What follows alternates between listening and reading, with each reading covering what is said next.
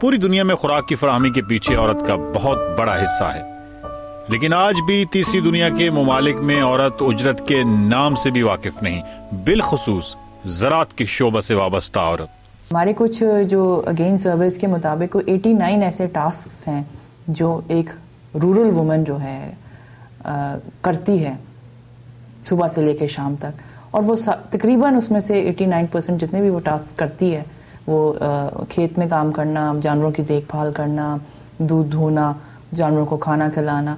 اس طرح کے سارے کام جو کہ ڈائریکٹلی لنک اپ کرتے ہیں، آپ کی اکانومی کے ساتھ جڑے ہوئے ہیں، وہ پرفارم کرتی ہے، لیکن اس کو کوئی اجرت نہیں دی جاتی۔ وہ گھر کے کام کے طور پہ یا گھر میں رہنے کی حیثیت سے، بیٹی، ماں، بیوی کی حیثیت سے وہ کام کرتی ہے۔ روڑی کوٹنے والی عورت، بھٹھوں پہ کام کرنے والی عورت، خامدوں کو کھیتوں میں کھانا پہنچانے والی عورت، ان کے بچے پالنے، اس عورت کو تو اتنا حق بھی نہیں ہے کہ وہ کم بچے ہی اپنی مرضی سے پیدا کر لے۔ لیکن جو ابھی کچھ ہم لوگوں نے سرویز کروائے اور اسٹیمیشنز کے مطابق 32 بلین پلس ڈالرز کنٹریبیوشن ہے پاکستان کے اندر انفارمل سیکٹر کی، اور وہ سارا کا سارا جو ہے مینوفیکچرنگ چین کے ساتھ وابستہ ہے۔ صرف تعلیم تعلیم تعلیم اور اس کے ساتھ تربیت ہی معاشرے میں بڑے پیمانے پر مائنڈ سیٹ تبدیل کر سکتی ہے۔ عورت کے حقوق کے حوالے سے ہمارے ہاں پڑھائے جانے والے نصاب میں بھی نظر ثانی کی ضرورت ہے۔ جو ہماری وے آف اسپیچ ہے اس کے اندر بھی عورت کو ہی عزت کے طور پہ بدنام کیا جاتا ہے، کسی کو اگر ریفرنس دینا تو اس کی ماں کے یا بہن کے حوالے سے کیا جاتا ہے۔ تو یہ ایٹیٹیوڈس ہیں ہمارے پریویلنگ سوسائٹی کے اندر۔ تعلیم اور تربیت بہتر ہوگی تو ہمارے رویے ہمارے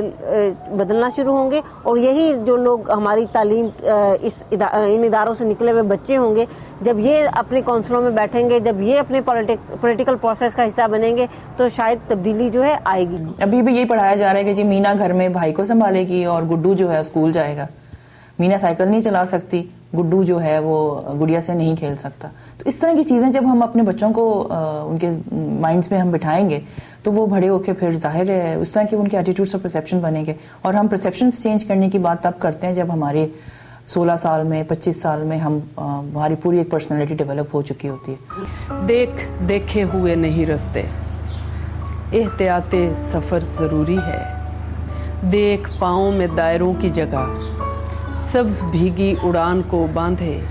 جو بھی گھر سے گیا نہیں لوٹا، دیکھ ایک مہربان وقفے میں ایک ذرا پل جو ہو گیا روشن، وہ ستارہ دعا کے آنچل میں ایک جگنو سا اب بھی رکھا ہے، اس کو پوشاک پر سجانے کو، ایک کرن سے دیا بنانے کو، مدت آرزو ضروری ہے۔ دیکھ ان ہاتھ کی لکیروں میں، دیکھ ان ہاتھ کی لکیروں میں، ایک گھر کی اداس تنہائی، ایک دل کی عجیب سی مشکل، ایک طلب کا دھیان سہما ہوا، ایک حرف ملال کی شدت۔ دیکھے ہوئے وہ سارے خواب، وہ جو مانوس چشم ہیں سارے، پہنے ہوئے سبھی ملبوس، وہ جو رسم و رواج آدم ہیں، سوچی ہوئی سبھی باتیں، جاگی ہوئی سبھی راتیں،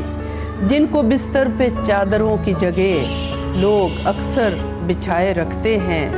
سلوٹوں میں خراش نیندوں کی جو ہمیشہ بنائے رکھتے ہیں۔ دیکھ اس ایک حسرت مکمل کو، دیکھ ایک حسرت مکمل کو، ایک پل ہجر کا نہیں کافی، فرق ہے ایک فراق ازلی کا، درمیانے وبال میں و تو۔